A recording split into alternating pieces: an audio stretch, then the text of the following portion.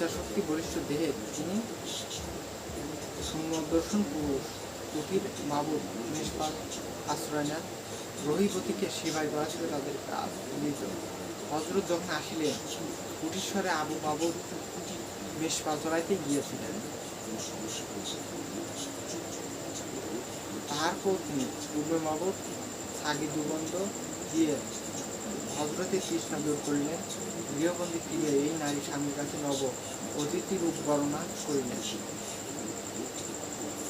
সুন্দর সুদর্শন পুরুষ তিনি, তাহার শীর্ষে সুদীর্ঘ কুঞ্চিত কেশপাশ বয়ানে অপূর্ব কান্তশ্রী, তাহার আয়ত কৃষ্ণ দুটি নয়ন কাজল রেখার মতো যুক্ত রুজুগল, তাহার সুউচ্চ গ্রীবা।